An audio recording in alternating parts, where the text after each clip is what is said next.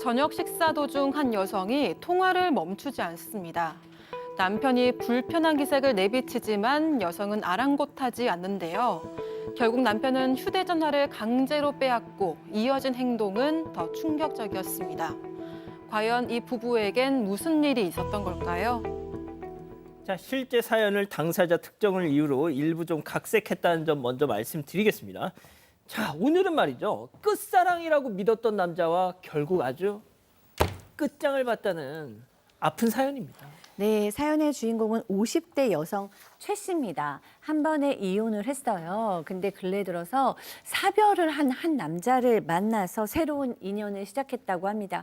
둘이 너무 잘 맞았기 때문에 혼인신고를 했어요. 그런데 이 남편에게는 자식이 있었어요. 아들이 있었는데 이 아들은 이미 결혼을 해서 또 그러니까 한마디로 남편의 손자까지 있는 상태였어요. 이 최 씨에게는 아이가 없었습니다.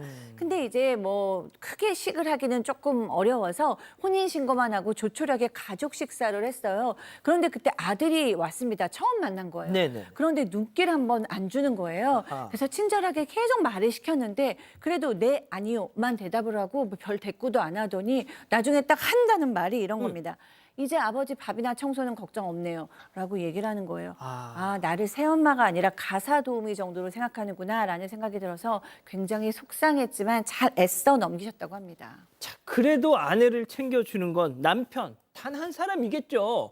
자, 이 아내, 이 사연자분한테 그래도 친정에서 좀 쉬다 오라면서 직접 KTX 표까지 끊어줬다고요. 네, 최 씨의 친정이 부산인데 남편은 바쁘니까 같이 못 가니까 당신이라도 가서 쉬다 오라고 KTX 표를 끊어줬습니다. 그런데 최 씨가 이 KTX를 놓치는 바람에 다시 집으로 아이고. 갔는데요. 근데 집에 갔더니 남편이랑 같이 아들이랑 며느리까지 있었다고 합니다. 왜? 그리고 평소와는 다르게 모두 정장을 차려입고 있었는데요. 남편이 당황하면서 좀 자초지종 설명을 했는데 듣고 보니까 이 사돈 식구들이랑 같이 밥을 먹기로 했었다고 합니다. 근데 그 자리에 아내인 최 씨가 포함되지 않았던 거죠. 남편은 사별한 지 5년도 안 됐는데 차마 재혼 사실을 알릴 수 없었다면서 그냥 당신이 좀 빠져주면 안 되냐 이렇게 얘기했다고 합니다.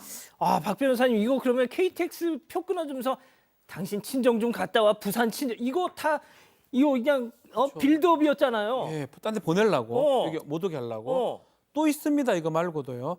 남편 어느 날 동창회를 갔는데 밤늦게까지 안 들어온 겁니다. 남편이 술을 좀 마시면 어디가 자고 이런 습관이 좀 있으니까 좀 걱정이 돼서 아내가 남편의 친구의 아내한테 전화를 해봅니다. 혹시나 문제가 있을 수 있으니까. 전화를 해보니까 걱정하지 마라. 지금 노래방에 있다라고 얘기를 했다라고 합니다. 나중에 술에 취해서 남편이 집으로 돌아왔는데 엄청나게 화를 냅니다. 왜요? 왜 창피하고 그 전화를 하고 난리냐고 내 친구 아내한테 난리를 쳤다고 해요. 욕설까지 포함해서요. 저 이거 줄여서 얘기한 겁니다. 예. 아내가 이거 왜 이러지? 다음 날 사과하긴 했지만 정말 내가 부끄러운가 이런 생각을 하게 됐다고 합니다. 자, 뭐가 됐든 이 남편이라는 사람은 재혼 사실을 많이 숨기는 것 같아요, 팀장님. 자, 그런데 더 충격적인 일은 이 며느리와 손녀가 찾아온 날 벌어졌습니다.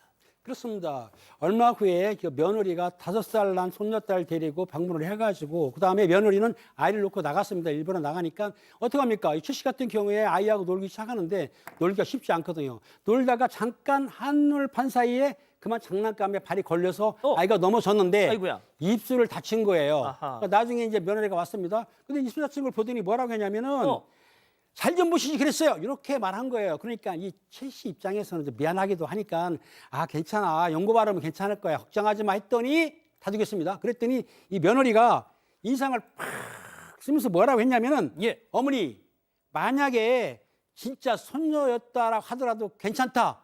그렇게 하셨겠어요? 라면서 싸늘하게 쏴 붙였습니다. 어머니 진짜 손녀였어도 괜찮다고 넘어가실 수 있어요 라고 했다는 거죠. 네, 그래서 이 말을 듣고 최 씨도 너무 화가 나서 며느리를 그냥 내쫓아 버렸대요. 겨우 마음을 추스르고 남편한테 이 얘기를 했는데 돌아온 건 위로가 아니었습니다. 남편은 이미 아들에게 다 들었다면서 그러게 당신이 애를 좀 잘 보지 그랬냐 이렇게 화를 냈대요. 와우. 최 씨가 지금 재혼했다고 무시하는 거냐고 따지니까 남편은 최 씨 말을 딱 끊으면서 여자아이 얼굴에 흉이 졌는데 어떤 엄마가 가만히 있겠냐. 그만 좀 하르면서 계속해서 화를 냈다고 합니다. 그리고는 최 씨가 바로 옆에 있는데도 아들이랑 좀 통화를 하면서 손녀의 상태를 주고받더니 아줌마는 신경 쓰지 마 이렇게 좀 최 씨를 아줌마로 이야기를 했다고 합니다.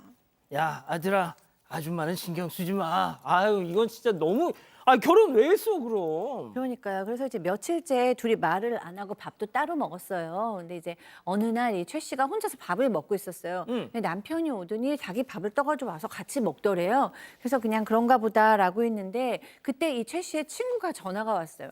그 전화 통화를 하면서 밥을 먹고 있었습니다. 그랬더니 남편이 하는 말이 밥상머리 앞에서 무슨 통화야 이렇게 막 짜증을 내뱉는 거예요.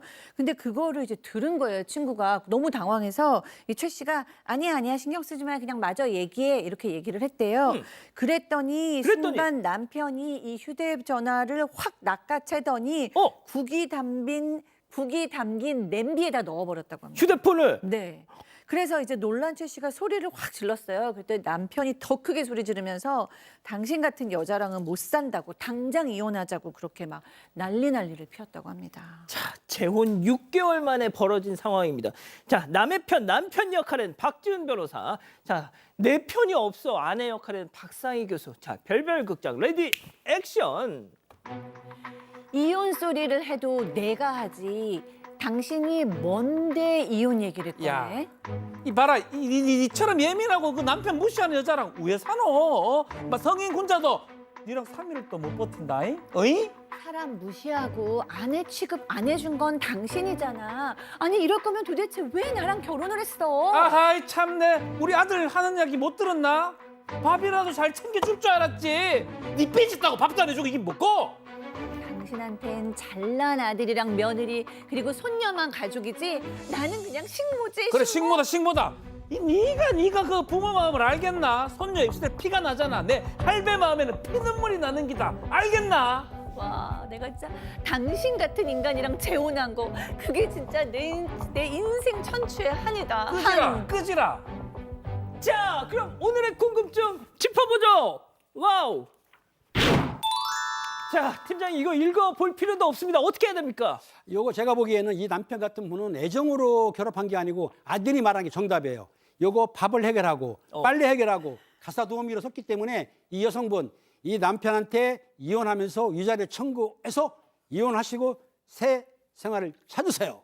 아, 그렇군요. 자, 일단 박 변호사님 먼저 들어볼까요? 나쁜 사람인데요, 진짜. 누가 나쁜 사람? 남편이 이해하기 어렵습니다. 저도 하면서 이렇게 나쁠 수가 있나 생각이 들 정도로. 아, 연기하면서 하면서도 제가 나는 참 나쁜 놈이야. 내가 인간인가 이게. 그리고 그 휴대전화를 그 국에 버리고 이런 행동들 자체가 그래, 말도 나 그렇고요. 그거 제일 깜짝 놀랐어. 이거는 사실은 납득이 안 되거든요. 어떤 식으로도 납득이 안 되거든요.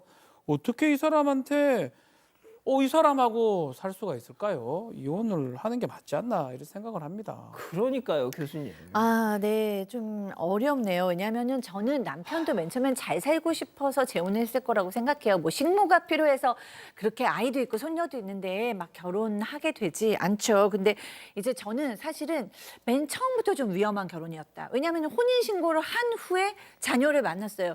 재혼은 성격 문제, 경제 문제도 다 따져봐야 되지만 가장 어려운 건 자녀 문제거든요. 그러면 재혼하기 전에 자녀들도 만나보고 그 부분에 대해서 충분히 대화하고 심사숙고해야 되는데 혼인신고만 딱 해놓고 그 다음에 아이들을 만났다는 것부터가 저는 좀 너무 성급하고 경솔했다는 생각이 들고요.